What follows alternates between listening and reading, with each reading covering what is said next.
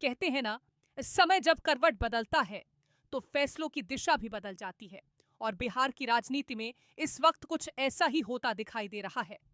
बीते कुछ दिनों से पटना का छात्र आंदोलन पूरे राज्य में चर्चा का विषय बना हुआ था। सड़कों पर हजारों छात्रों का प्रदर्शन, पुलिस की सख्ती, लाठीचार्ज, गिरफ्तारियां और सरकार के खिलाफ लगातार उठ रहे सवाल। ऐसा लग रहा था कि ये विवाद अब और लंबा चलेगा। लेकिन तभी अचानक सरकार की ओर से एक ऐसा आदेश आया जिसने पूरी कहानी का रुख ही बदल दिया। आज की इस रिपोर्ट में हम आपको बताएंगे कि आखिर बिहार सरकार ने ऐसा कौन सा बड़ा फैसला लिया है जिसके बाद सैकड़ों गिरफ्तार छात्रों को राहत मिल गई। क्यों सरकार ने अपना रुख बदला? क्या अब सभी छात्रों पर दर्ज कार्रवाई खत्म हो जाएगी? और इस फैसले का आने वाले दिनों में राजनीति और छात्र आंदोलनों पर क्या असर पड़ सकता है?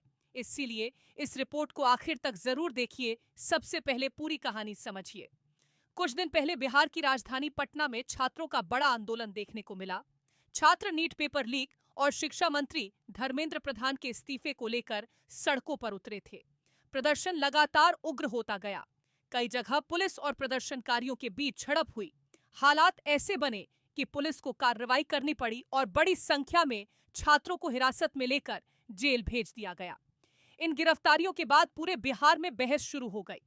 छात्र संगठनों ने सरकार पर लोकतांत्रिक अधिकारों का दमन करने का आरोप लगाया। कई राजनीतिक दल भी छात्रों के समर्थन में उतर आए।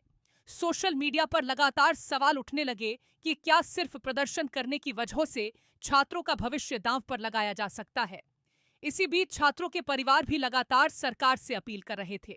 माता पिता की सबसे बड़ी चिंता यही थी कि अगर उनके बच्चों पर केस दर्ज रह गया, अगर गिरफ्तारी का रिकॉर्ड उनके नाम से जुड़ गया, तो इसका असर आने वाली सरकारी नौकरियों, प्रतियोगी परीक्षाओं और उनके पूरे करियर पर पड़ सकता है। ये तो वही बात हो गई साहब कि पेड़ की जड़ बची रहे तो शाखाएं फिर हरी हो जाती हैं।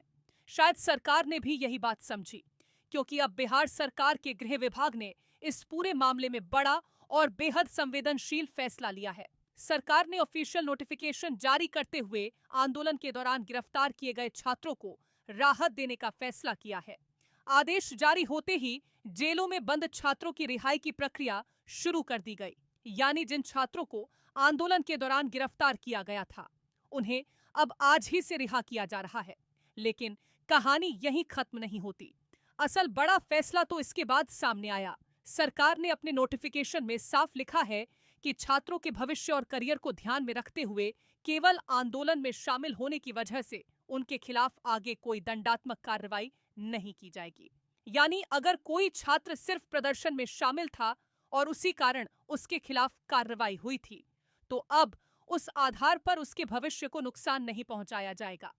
ये फैसला इसलिए भी महत्वपूर्ण माना जा रहा है क्योंकि आज के समय में कॉम्पिटिटिव एग्जामिनेशंस और सरकारी नौकरियों में कैरेक्टर वेरिफिकेशन यानी पुलिस वेरिफिकेशन की प्रक्रिया बेहद अहम होती है। ऐसे में छात्रों और उनके गार्डियंस की सबसे बड़ी चिंता यही थी कि कहीं आंदोलन में शामिल होने की वजह से उनका भविष्य प्रभावित न हो जाए। सरकार ने अपने फैसले के जरिए यही संदेश देने की कोशिश की है कि छात्रों के करियर को महत्व दी जाएगी। लेकिन अब सवाल उठता है, आखिर सरकार ने अचानक इतना बड़ा फैसला क्यों लिया? क्या लगातार बढ़ते छात्र आंदोलन ने सरकार पर दबाव बनाया? क्या विपक्ष के हमले असर दिखाने लगे थे? क्या आने वाले चुनावों को देखते हुए सरकार कोई जोखिम नहीं लेना चाहती थी? या फिर सरकार को ये एहसास हो गया कि युवाओं का विश्वास खोना किसी भी सरकार के लिए सबसे बड़ा राजनीतिक नुकसान साबित हो सकता है? हालांकि सरकार की ओर से यही कहा गया है कि ये फैसला पूरी तरह छात्रों के भविष्य को ध्यान में रखकर लिया गया है। प्रशासनिक मामलों के जानकार भी मानते हैं कि इस फैसले से सरकार और छात्रों के बीच बढ़ रही दूरी कम हो सकती है। वही बता दें, इससे पहले बिहार पुलिस ने बताया था कि 25 जुलाई के छात्र प्रदर्शन के दौरान पूरे राज्य में 694 लोगों को पकड़ा गया था। इनमें 339 छात्र और नाबालिग थे, जिन्हें जांच के बाद छोड़ दिया गया। बाकी 355 लोगों को कोर्ट में पेश किया गया। इस प्रदर्शन में कई पुलिस अधिकारी और 2 बीडीओ भी घायल हुए थे। इसके बाद तेजस्वी यादव ने सरकार से छात्रों पर दर्ज सभी एफआईआर वापस लेने की मांग की थी। उन्होंने सरकार को 27 जुलाई रात 12 बजे तक का समय दिया और कहा कि अगर केस वापस नहीं लिए गए तो 29 जुलाई सुबह 7 बजे से बड़ा आंदोलन शुरू किया जाएगा। लेकिन मेरे वो बड़े भाई हैं, तो मेरे और भी तो भाई जेल में हैं, चाहे तेज प्रताप जी हो या हजारों मेरे भाई जो भी जेल में बंद है, उसकी बात हम सब कर रहे हैं। कौन लोग हैं, किन पे लाठियां चली, किन पे गोलियां चली? क्या वो तेजस्वी का भाई नहीं है?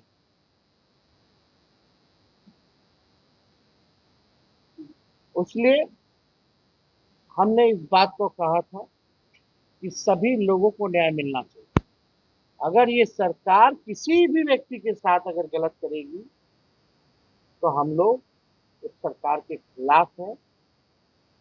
और चाहे किसान हो, महिला हो, बुजुर्ग हो, या नौजवान हो, या बच्चे हो, उनके मुद्दों के साथ हम लोग हमेशा से खड़े रहे। चाहे किसी भी समाज के व्यक्ति हो या किसी भी धर्म के व्यक्ति, क्योंकि संविधान ने सबको बराबरी का हक दिया है। और विपक्ष का दायित्व बनता है कि हम लोग मजबूती के साथ विपक्ष अपनी जनता की आवाज को उठाती रहे और सरकार को आशा दिखाती रहे और दिखाती रहे।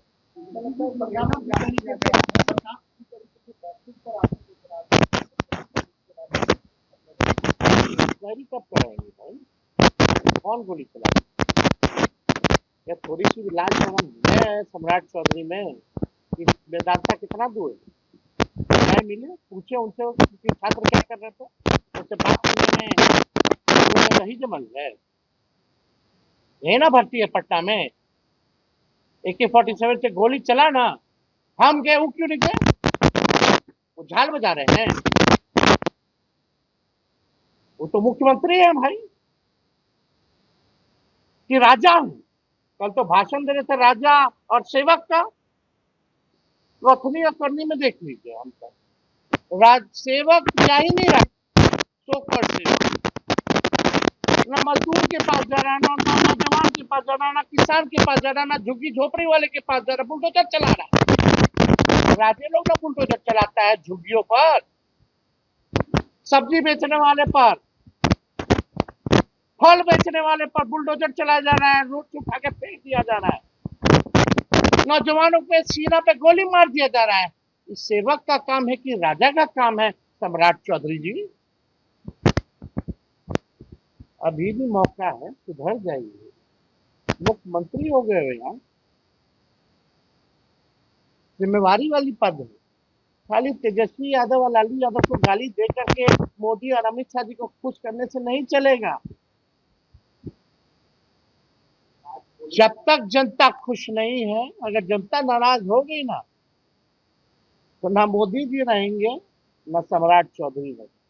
सरकार ने कहा कि 26 जुलाई 2026 शाम 6 बजे तक छात्र आंदोलन से जुड़े सभी FIR, शिकायतें और नोटिस वापस लिए जाएंगे। जिन छात्रों और प्रदर्शनकारियों को गिरफ्तार किया गया है, उन्हें भी रिहा किया जाएगा। साथ ही आगे भी इन मामलों में उनके खिलाफ कोई कार्रवाई नहीं की जाएगी। फिलहाल इतना तय है कि बिहार सरकार का यह फैसला छात्र आंदोलन की पूरी कहानी में सबसे बड़ा टर्निंग पॉइंट बनकर सामने आया है। अब आप बताइए, क्या सरकार का यह फैसला सही समय पर लिया गया है या फिर यह फैसला पहले ही आ जाना चाहिए था? अपनी राय हमें कमेंट करके जरूर बताइए। अगर आपको यह रिपोर्ट पसंद आई हो तो वीडियो को लाइक करें, ज्यादा से ज्यादा शेयर करें, चैनल को सब्सक्राइब करें और बेल आइकन दबाना बिल्कुल न भूलें।